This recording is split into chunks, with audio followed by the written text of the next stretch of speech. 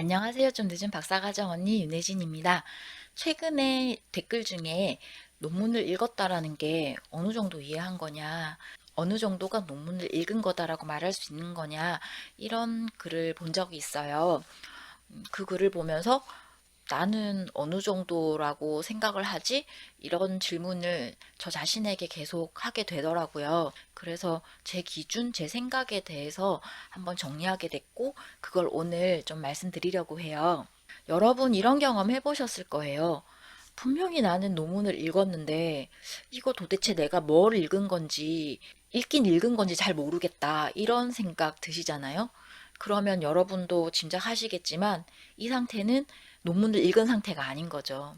우리가 논문을 읽었다라고 하면 여러분께서도 짐작하시겠지만 단순히 어떤 A4지에 뭐 글자를 읽었다는 의미는 아니잖아요. 내가 어떤 글을 읽었는데 이게 내가 지금 하는 일과 어떻게 연관성이 있고 그리고 이걸 어떻게 활용할까 여기까지 가기 위해서 우리는 논문을 읽는 거다라고 저는 생각을 하거든요.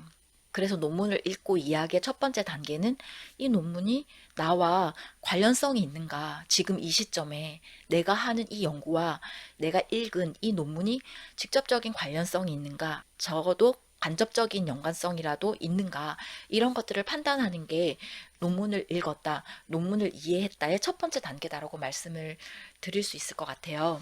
제가 생각하는 논문을 읽고 이해했다의 두 번째 기준은 그러면 이 논문을 내 연구와 어떻게 활용할까 이런 걸 한번 생각해 보는 거죠. 어떤 A라는 논문이 있다고 했을 때 이 논문이 내가 지금 하는 연구와 연관성을 맺는 가지수는 다양하거든요.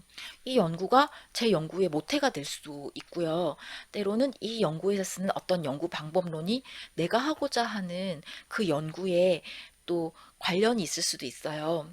제 경우에는 연구의 분석 틀을 만들 때 여러 논문들을 참고하는데 그럴 때 어떤 논문 하나 또는 두세 개의 연구에서 복합적으로 해서 도출해내기도 하거든요. 그럼 그때 활용했던, 그때 제가 참고했던 그 논문들은 다 제가 했던 연구와 관련이 있는 연구들이 되는 거죠.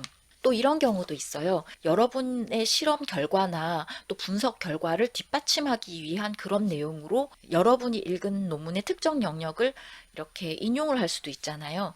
그런 것들도 다 여러분의 연구에 다른 논문들을 이렇게 활용하신 사례가 되는 거죠. 그런 식으로 논문을 읽었을 때, 아, 이 논문이 내가 지금 하는 연구와 어떻게든 좀 연관이 되겠는데, 아, 이렇게 쓸 수 있겠는데, 뭔가 의미가 있어 보이는데, 이런 것들이 생긴다라면, 이것 또한 내가 논문을 읽었다라는 것, 또 논문을 이해했다라는 것, 이렇게 말씀을 드릴 수가 있겠어요. 세 번째는 아까 앞에서 말했던 거와 연결되는 건데, 바로 정말 그 내용들을 가지고 와서 제가 하는 연구에 활용하는 거죠.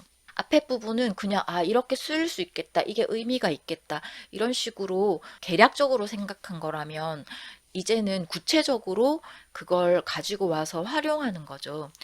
내가 지금 내 연구의 분석 틀을 만드는데 어떤 근거가 필요한데 그때 써야 되겠다라든지 때로는 이 논문의 이 분석 틀이 내가 하고자 하는 그 연구와 좀 유사한데 관련이 깊은데 그러면 그 틀을 일정 부분 참고할 수도 있는 거고요.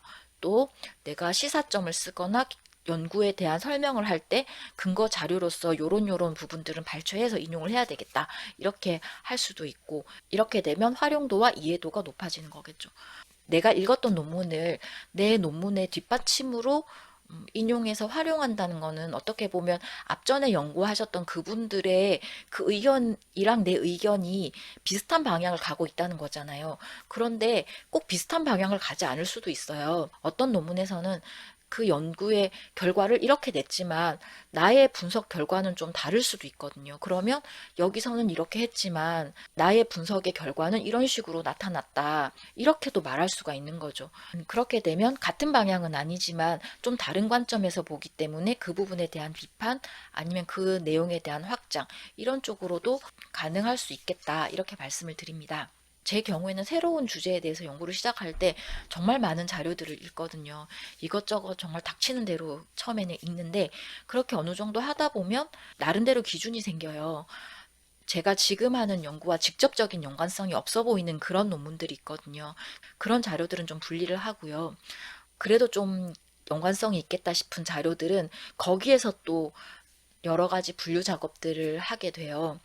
어떤 내용들은 내가 하고자 하는 연구에 이런 키워드와 관련이 있고, 또 어떤 논문들은 내가 하는 연구의 분석 틀과 관련이 있고, 또 어떤 거는 이런 내용에 대해서 인용할 만하고, 이런 식으로 하다 보면 제가 하나의 논문을 쓰고 나면 몇 개의 논문 뭉치가 생기게 되거든요.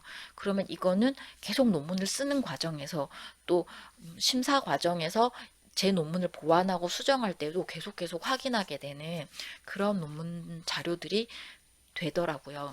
오늘은 제가 논문을 읽는다는 것, 또 논문을 이해했다는 것에 대해서 나름대로 제 기준에서 좀 단계를 나눠서 말씀을 드려봤어요. 아마 연구를 하시는 모든 분들이 자신만의 분류 기준이 있고, 또 자신만의 논문을 읽었다라는 그런 판단 기준이 있을 거예요. 제가 드리는 말씀도 하나의 사례라고 생각하시면 좀 참고가 되실 것 같아요. 그리고 자신만의 그런 기준, 그런 방식을 만들어 가시면 좋겠다, 이렇게 말씀을 드립니다. 오늘도 일하시면서 공부하시느라 수고가 많으셨고요. 여러분의 대학원 생활을 응원합니다. 오늘도 제 말씀 들어주셔서 고맙습니다.